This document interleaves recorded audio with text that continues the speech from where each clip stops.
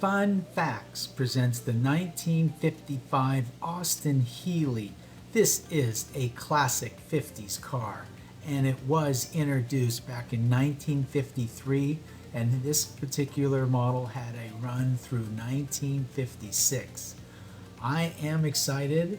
I hope you're excited, and let's get started now. The Austin-Healey 100 is a sports car that was built by Austin-Healey from 1953 until 1956. Based on the Austin A90 Atlantic mechanicals, it was developed by Don Healey to be produced in-house by his small Healey car company in Warwick.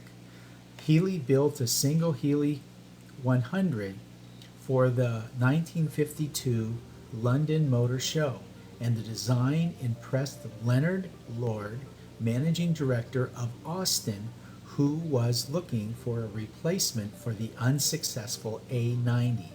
Body styling was by Jerry Coker. The chassis was designed by Barry Bibley, with the longitudinal members and cross bracing, producing a comparatively stiff structure upon the mount of the body. He innovatively welded the front bulkhead to the frame for additional strength. In order to keep the overall vehicle height low, the rear axle was underslung, the chassis frame passing under the rear axle assembly. Lord struck a deal with Healey to build it in quantity.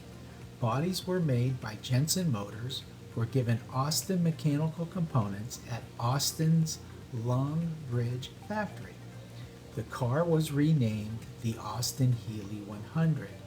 The 100 was the name by Healey for the car's ability to reach 100 miles per hour.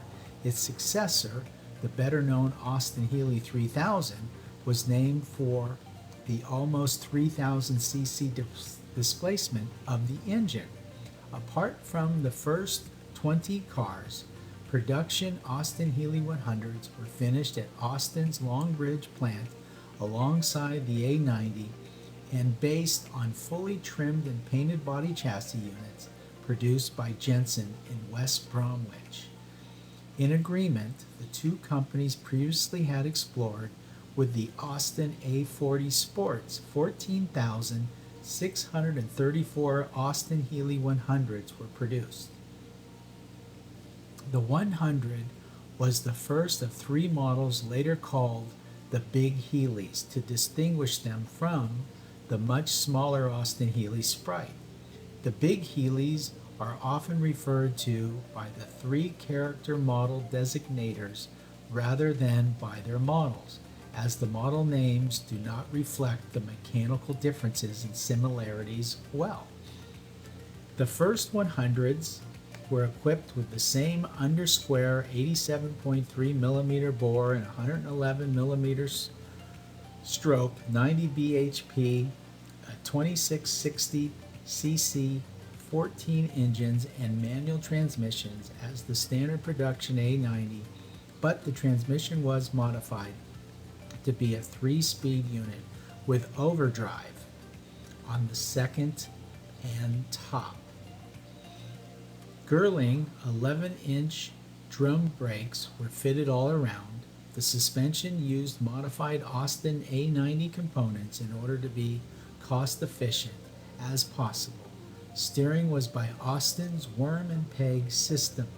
Front suspension was independent, double wishbone, coil springs at the rear, and a rigid axle with semi-elliptic leaf springs.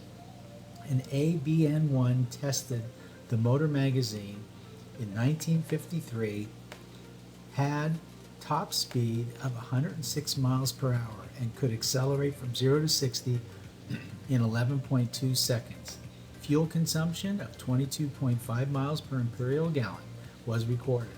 The test car cost €1,063, including taxes. A total of 100, a total of 10,030 BN1s were built from May 1953 until replaced by the BN2 model in August 1955. The 54 BN1 chassis is on permanent display in the Bonneville Salt Flats exhibit at the Simon Foundation Automotive Museum in Pennsylvania. The high-performance 100M model was introduced in 1955 with larger carburetors, a cold air box to increase engine airflow, high-lift camshaft, and 8-to-1 compression pistons. It produced 110 bhp at 4,500 RPM. The front suspension was stiffened and the bonnet gained louvers along with the bonnet belt.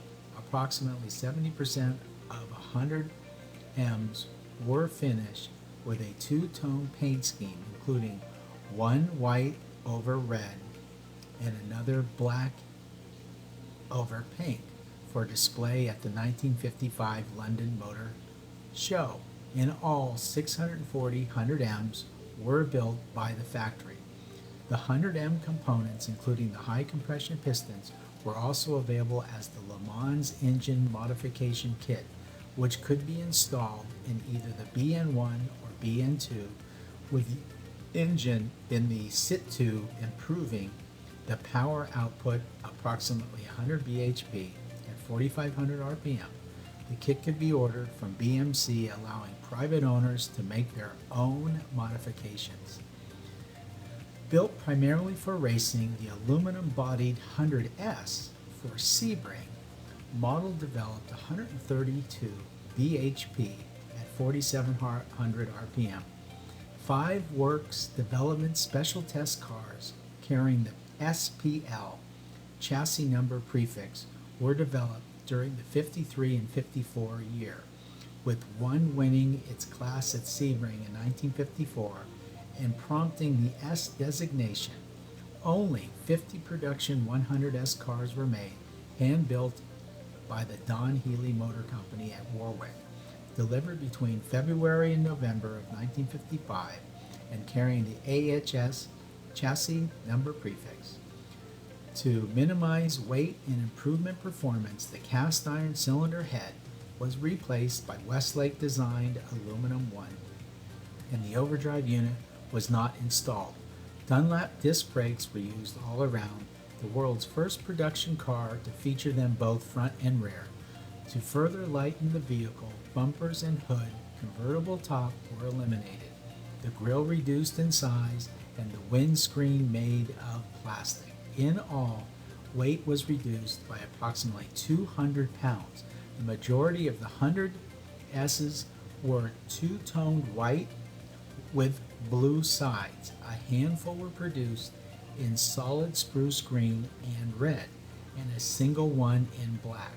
The unrestored Works Racing Team 1953 Austin-Healey 100S special test car that had been campaigned by factory drivers Lance Macklin, Gordon Wilkins, and Marcel Beckhart, sold for a world record 843,000 euros on December 1, 2011 at Boham's December sale. At Bonham's December sale. Bonham's December sale. This car was involved in the 1955 Le Mans disaster, motor racing's most lethal crash, in which 84 people died. Whoa. And 120 were injured. Whoa. Whoa, whoa, whoa. Terrible.